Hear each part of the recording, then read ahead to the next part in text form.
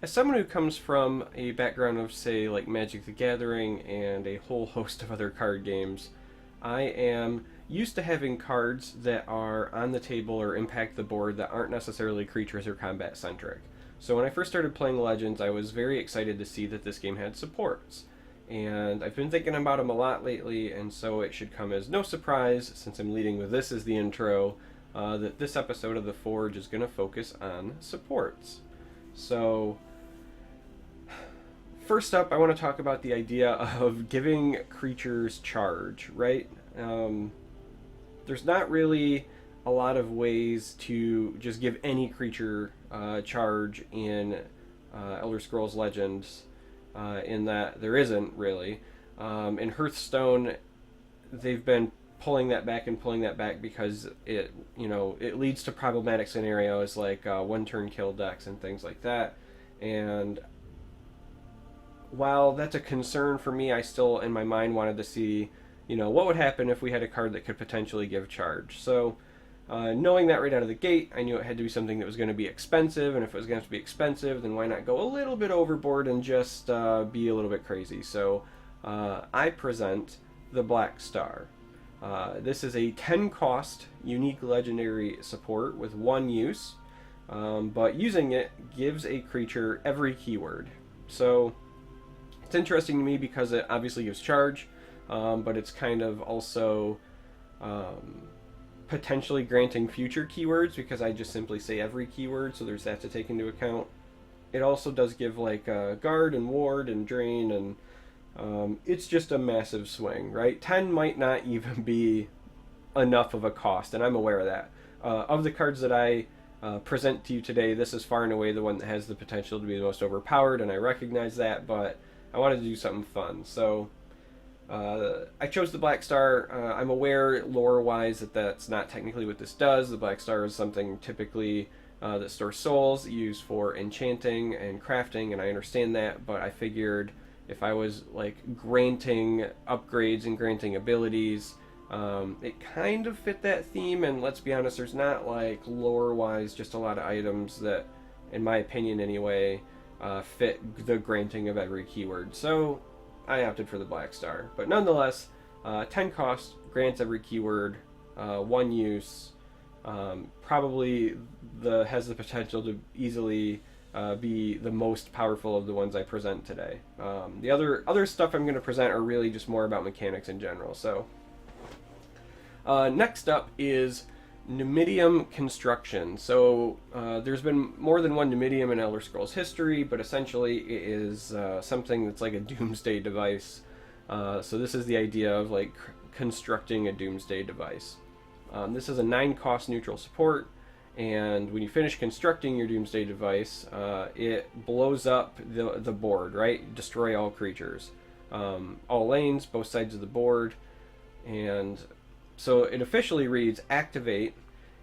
If activating this removes the last use, then destroy all creatures. So you play it on turn 9.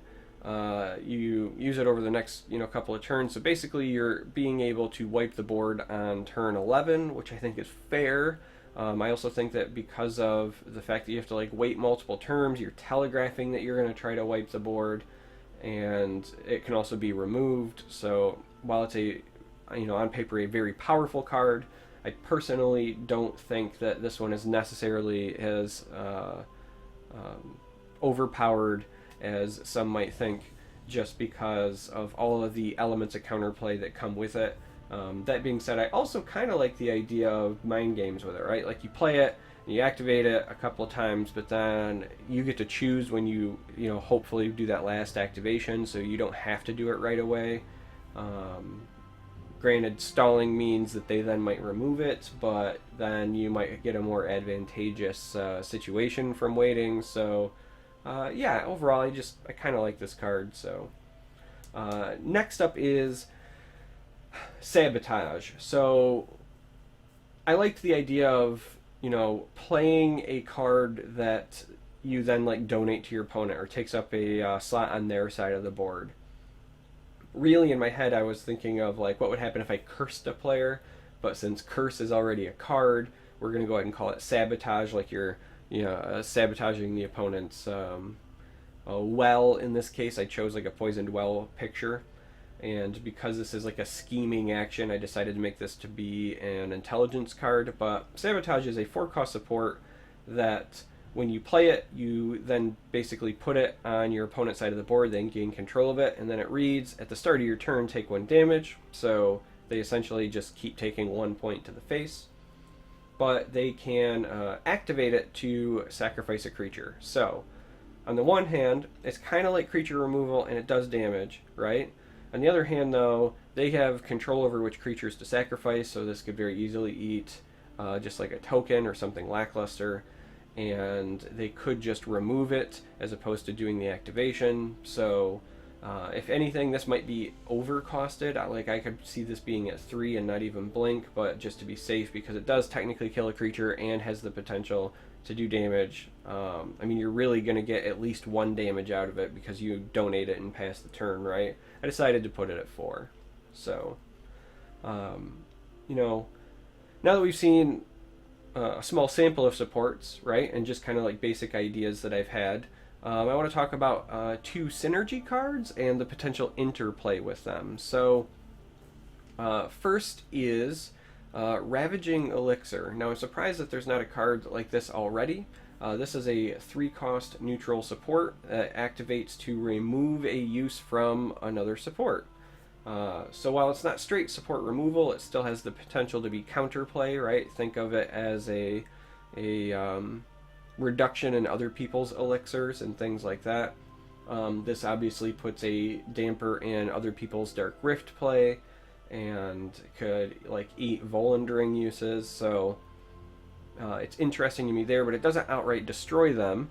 I chose the name Ravaging Elixir because I believe in Elder Scrolls Online, when you are crafting and you get potions with negative effects, one of the prefixes is Ravaging, so this is the idea of like you crafted an elixir, but you also got some negative effects, so you don't get the full use.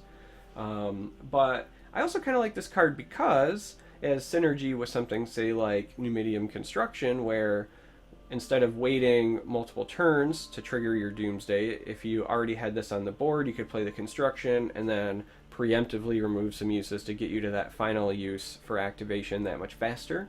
It would mean you're playing a subpar card, in my opinion, at least in the current meta, but it's there.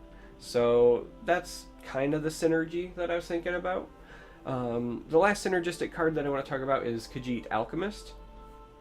Knowing that it was going to be a Khajiit, I had to put it in Agility or Willpower, but Willpower felt like the appropriate trait because it's the one that deals with supports already. There's the card that gives supports unlimited uses, and there is the Khajiit who pilfers to find a support from your deck, so I felt this perfect, fits right in. This is just a common card. It's a 3-cost 2/2 who says pilfer, add a use to a support. So this one has interesting synergy because it can let you get more uses out of your elixirs. It can add more counters to Numidian Construction, so if you're playing against one, this is counterplay potentially to that to try to stall its activation, which I find interesting.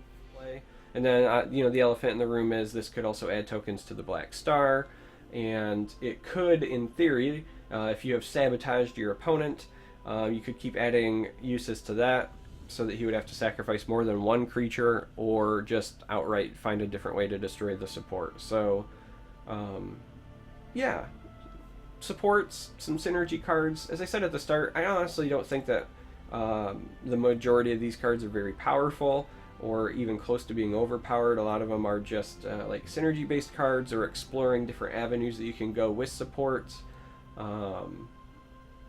More just kind of trying to demonstrate like basic thoughts that I've had.